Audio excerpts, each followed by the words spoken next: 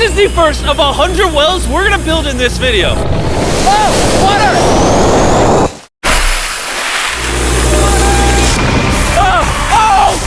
You just witnessed a small village in Kenya get access to unlimited clean drinking water in less than a second. One down, 99 more wells in Africa to go. You're gonna love this video. Combined, these 100 wells are gonna give around 500,000 people fresh water to drink. And after building some more wells on this side of Kenya, we flew south to the school system of Nairiri. And let's just say, they were really happy to see us. How's it going? Was not expecting this. Thank you for the welcome. I'm not even sure how to react. I appreciate it, everybody. This village threw a welcome ceremony upon our arrival, and Nolan got really into it. Nolan's the most awkward person I've ever met, and that's a lot coming from me. And after being shown around the school, here comes our guest. How's it going? Oh, you having a good day? It's nice meeting you. One of the teachers showed me where the students currently get their water, which is from this river. That's extremely unsafe to drink. This is where your students used to get water from? Yes. This is crazy. Yeah. You know, students complaining of diarrhea, infections like typhoid, because this is the water we've been using. So we try to treat, but you see, look at it, you know, but at the end of the day, life has to move on. You have to get some water anyway. This situation is obviously extremely sad. These children's lives are being limited and sometimes cut short from being forced to drink unsafe water. But at least for this village, we're gonna put an end to it right now. I don't think this John's gonna fit. I'm a big head. Let's see if we can find some water. Whoa, whoa.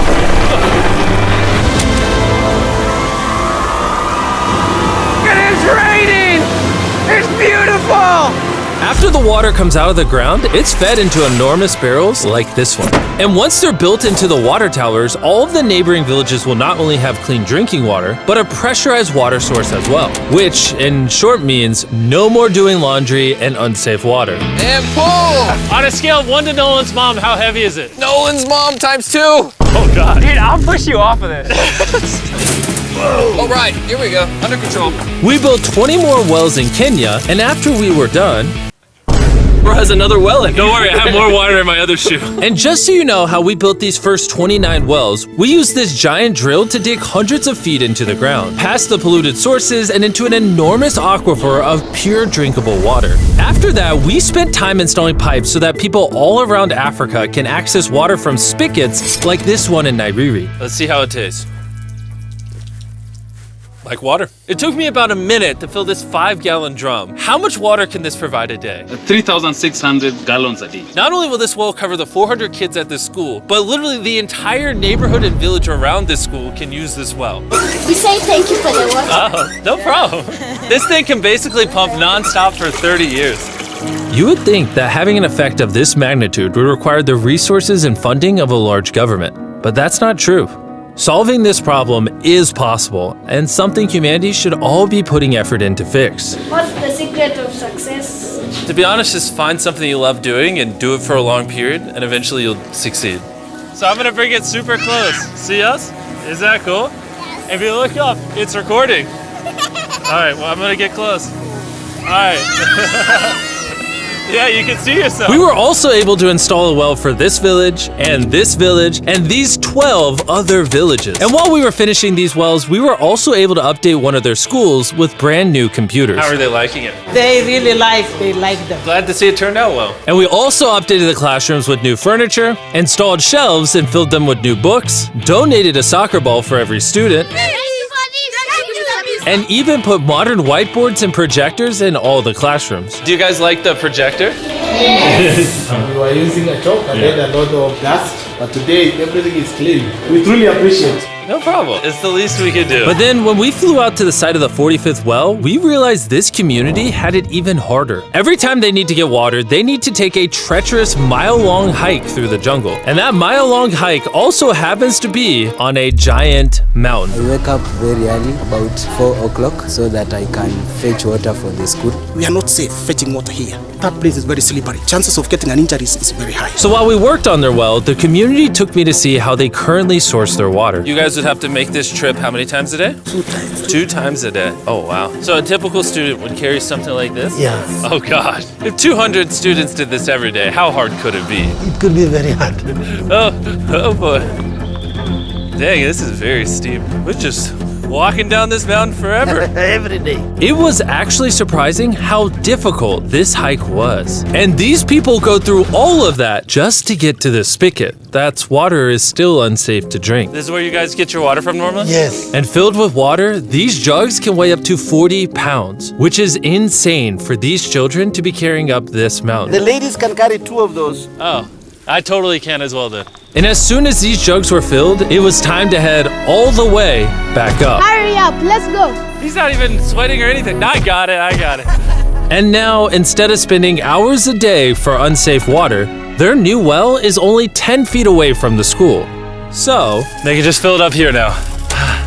I'm too tired. And so we were on our way to the next village where we built our 46th well, but we ran into a little problem. We found out that this village is divided in half by this huge, dangerous river. It may not look like much now, but when the rainy season comes, the water comes up this high and literally swallows this bridge. And why this bridge is such a big deal is the village is over there, the hospital and schools are over there, so they're crossing this bridge multiple times a day. Despite how dangerous this bridge is, it's their only option. This river, when it is swollen, it can sweep away people, students, or even animals. In the recent past, we have lost about 3 people trying to cross this river. This loss of life is insane and absolutely unacceptable. The moment we heard about this, we knew we had to help. So while we started work on a new bridge that would let them reach their well, we then traveled over 2,000 miles from Kenya to the country of Zimbabwe. We've been in Africa for over a week, and we still have a lot more wells to do. You kind of smell. I know, it's weird. I showered this morning. Wow. Yeah.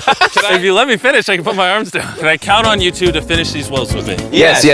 First on the agenda was to check out a local hospital that was in dire need of clean water. Upon entering, we learned how big of an impact this clinic had on the village. How many kids do you guys give birth to a year here? In a month, about 50. Do 600 births a year? Wow. But unfortunately, the pregnant mothers at this clinic have to walk over a mile just to get water, and then carry these heavy buckets all the way back. However, the good news is we paid for the construction of a new modern well for them.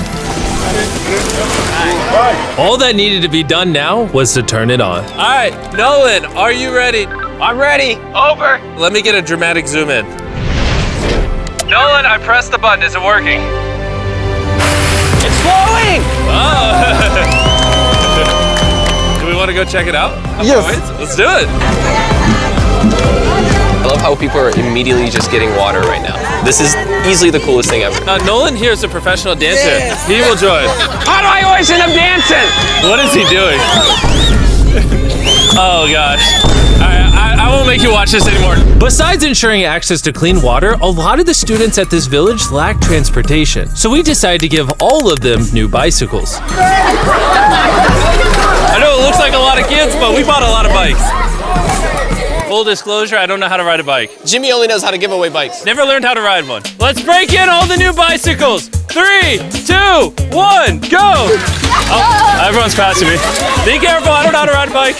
I don't want to hit anyone. You want to ride it?